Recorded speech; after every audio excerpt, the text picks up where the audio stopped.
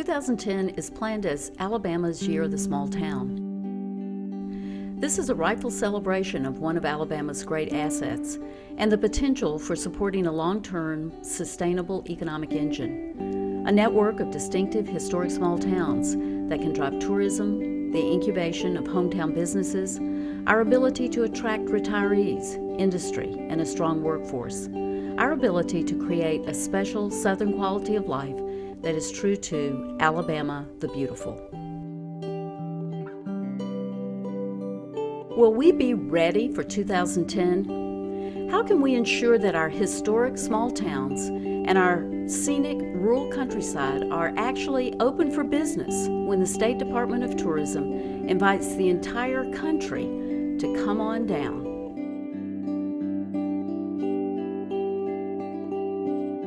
A wide-ranging group of Alabama partners led by Your Town, Alabama, have been working for 10 years to create the necessary tools for citizen leaders, civic leaders, and small towns to succeed in creating the highest quality of life in Alabama and to develop the resources that will help us capture our significant assets.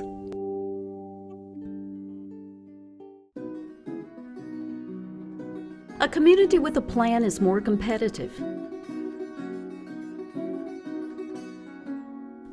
A community with a plan can channel resources to the best advantage of everyone and can leverage resources for the best long-term benefit. Assets-based planning says, start by looking at what's good in your community, what's distinct, what makes you special, what makes you proud to call this your hometown. A plan built around what's good and special in your community positions you to capture your distinctive opportunities and then address issues appropriately, proactively, and not reactively.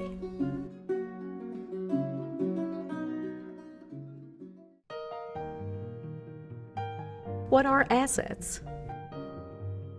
Alabama has incredible scenic beauty,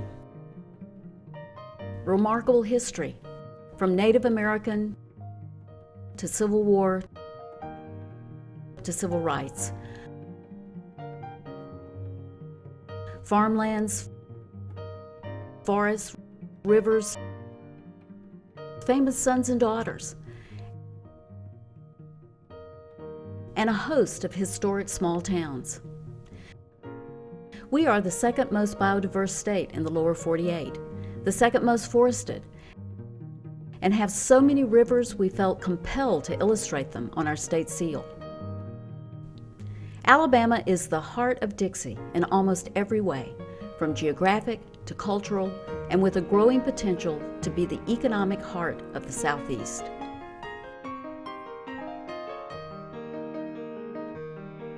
Assets-based planning demands that these distinctions shape the way we create a vision, goals, and strategies in our community. There are 3 categories of significant assets to survey and perhaps reconsider as economic engines for your community. 1. Natural assets. Scenic beauty, lakes, rivers, and mountains can all be part of an economic plan that builds beyond the traditional outdoor activities of hunting and fishing to include ecotourism, hiking, biking, canoeing, and birding. Economic development based on our natural resources in ways that protect, celebrate, and appropriately access can't be outsourced. There is no Cahaba River in China.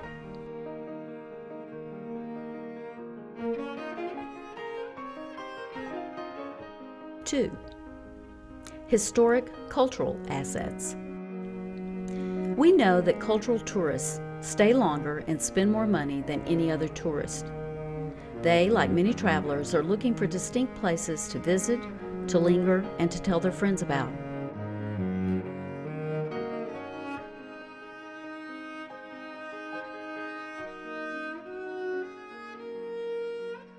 Three, economic assets. What is your location? Where do your citizens go for services? How can you attract business to your community? How can you help people spend money in your town? Can someone find and buy things that you're known for or things you make in your town?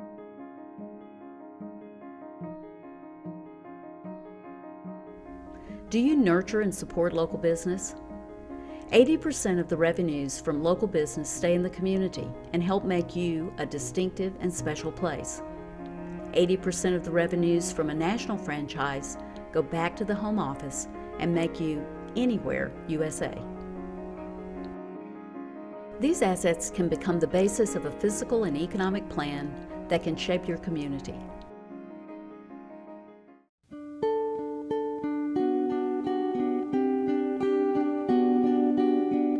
Change is inevitable, and appropriate growth is good. It's not whether we should grow and develop, but how we grow. Progress should not demand a degradation of our physical surroundings.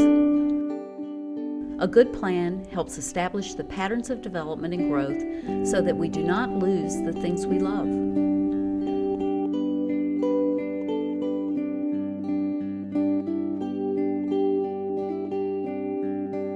Components of the physical plan should focus on the heart of your community, your historic downtown.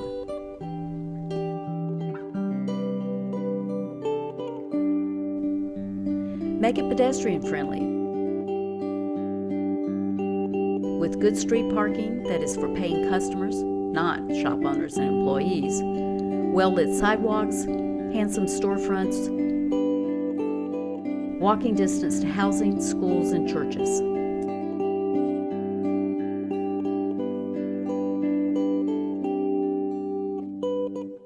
Compact development. Build within or connected to existing infrastructure. Create mixes of uses.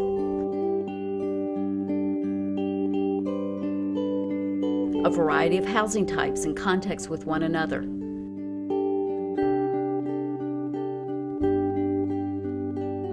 And the potential to walk.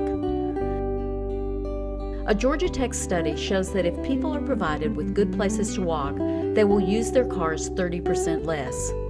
In Mountain Brook, when a sidewalk greenway system connected to their villages, sales went up 20%.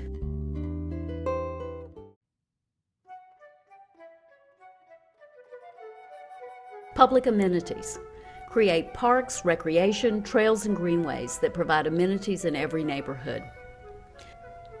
A greenway and trail system can be found land in floodplains or right-of-ways, places that are not good for building. And they are relatively inexpensive, add tremendously to your community and neighborhoods, and are generally used by upwards of 60% of your community for biking, hiking, rollerblading, walking. Walking is available to all ages and all fitness levels for the cost of a pair of sneakers.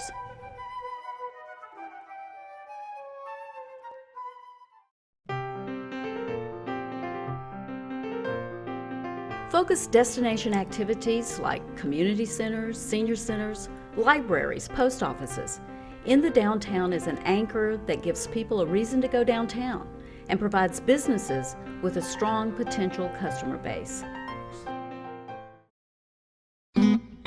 Get a plan. Bear Bryant said, "It's not the will to win, but the will to prepare to win that makes the difference."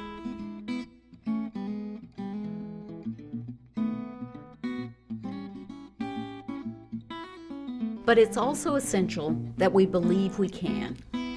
Two of the most important indicators of the potential for success in small towns are: 1, strong evidence of pride. 2, believe you can. Find your assets and build on them. Get a plan. Again, to quote Bear Bryant, have a plan, follow the plan, and you'll be surprised how successful you can be. Most people don't have a plan. That's why it's easy to beat most folks.